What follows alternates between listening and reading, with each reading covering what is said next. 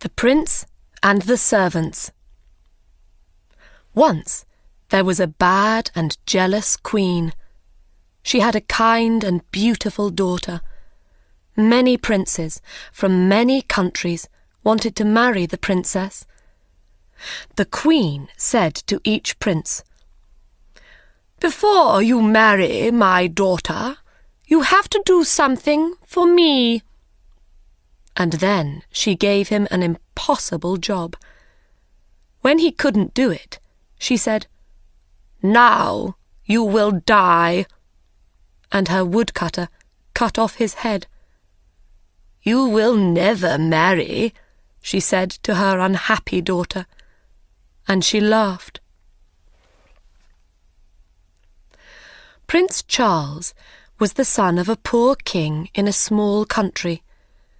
He heard about the beautiful princess. He said to his father, "I want to marry her." "Never!" cried the king. "The queen will kill you. You are my only son. I cannot lose you. There are hundreds of beautiful women in the world. You don't have to marry this one." But the prince was very sad. He couldn't eat. He couldn't sleep. In the end, his father said, "Go then. Go to the princess. I hope you will do better than the other princes. I hope I will see you again." The prince was very excited, and he danced round his rooms. He ate a lot of food and got strong again. Then he began his journey. He had no servants because his father was poor. "I'll find servants on the way," he said. After a short time, the prince saw a small mountain. "What is that mountain?" he thought. "It wasn't there before." He went nearer. It wasn't a mountain. It was a very fat man on his back, asleep. The prince went near him, and the fat man woke up. "What are you doing here, fat man?" asked the prince. "I was asleep," said the fat man, "and now I am not asleep because of you." "Why were you asleep?" "Because I had some food this morning. Now I want my lunch." "What did you eat this morning?" asked the prince. 10 chickens and 100 cakes, said Fat Man. "Will you be my servant?" asked the prince. "Give me food," said the Fat Man, "and I will do anything for you." So the Fat Man followed the prince. A short time later on their journey, they found another man. His head was down, and his left ear was on the ground. He looked up. His left ear was very large. "What are you doing, Big Ear?" asked the prince. "I am listening," said Big Ear. "The flowers are opening. The birds are singing in a country over the sea. I can hear them." "What can you hear in the house of the beautiful princess?" asked the prince. "People are crying. Another prince is dead." "Will you be my servant, Big Ear?" "Yes," said Big Ear, "I will." A short time after that, they saw 2 long things by the road. "What are they?" "Trees," said Fat Man. They went nearer. "They're not trees," said Big Ear. "They're arms, the longest arms in the world." A little later, they saw the man's head. "You are a very long person," said the prince. "I can be longer than this," said Long Arms. "Come with me, Long Arms," said the prince. "Be my servant." So Long Arms followed the prince. Next, they saw a man with a hand over one eye. "Is there something in your eye?" asked the prince. "No," said the man. "I can see a long way. I can see through things, buildings, mountains, water. When something is near me, I have to put my hand over one eye. Then I can see it." "Come with me, Quick Eyes," said the prince, "and be my servant."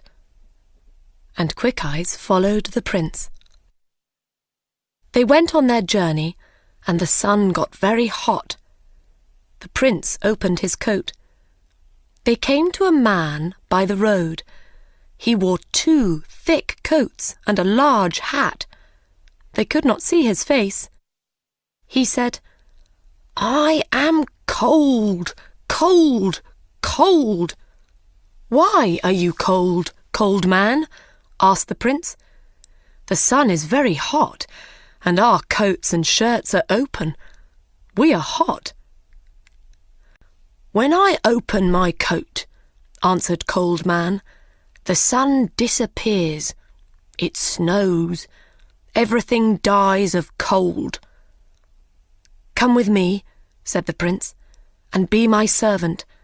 But please don't open your coat." Cold Man went with the prince. Prince Charles and his servants arrived at the city, and the prince went to the Queen. "I want to marry the princess," he said. "What do I have to do?" The Queen answered, "You will have to do 3 things. Do them well. Then you can marry the princess." "What is the first thing?" asked the prince. "I have a beautiful blue jewel. Yesterday it fell into the river. Bring me the jewel before the sun goes down." The prince went back to his servants. "How can we find the jewel?" he asked them. Quick Eyes took his hand from his eye. "I will look for it." He went to the river. "There it is, over there." "I can't see it," said Long Arms. Then Fat Man opened his mouth and drank the water in the river. A short time later, the river was dry. Long Arms got the jewel and gave it to the prince. The Queen was very angry when she saw the jewel. Then she said, "Tomorrow I will give this prince a very difficult job." She thought hard. She did not sleep that night. The next morning, the prince woke up early. He went to the Queen again.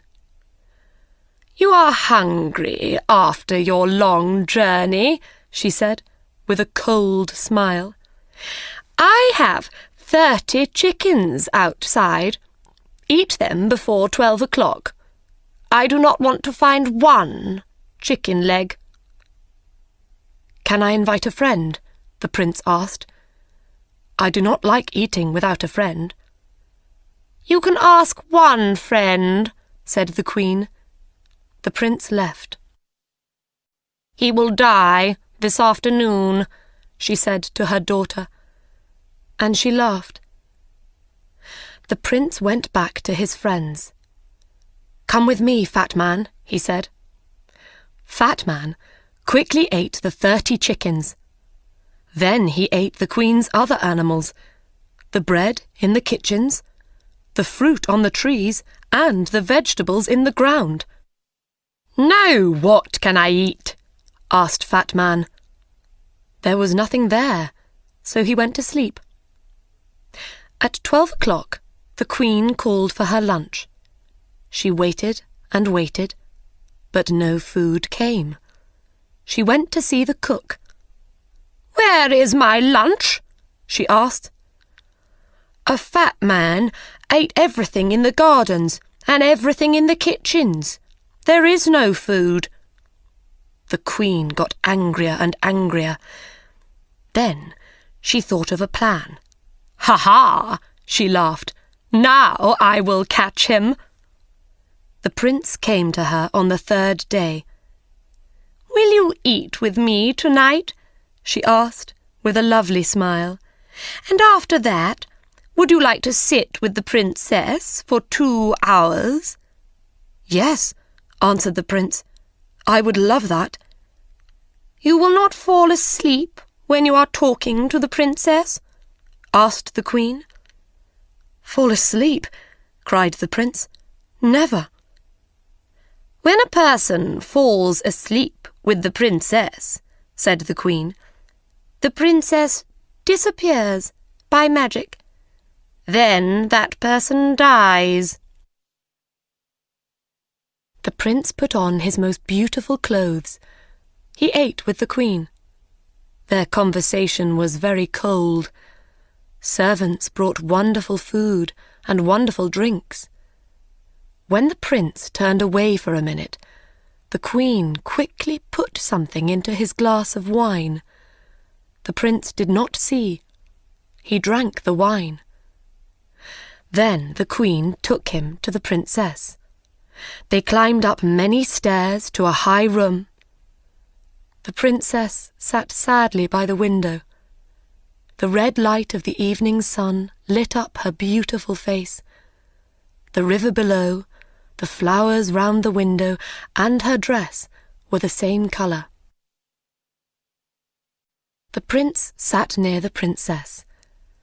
They were very happy for a short time.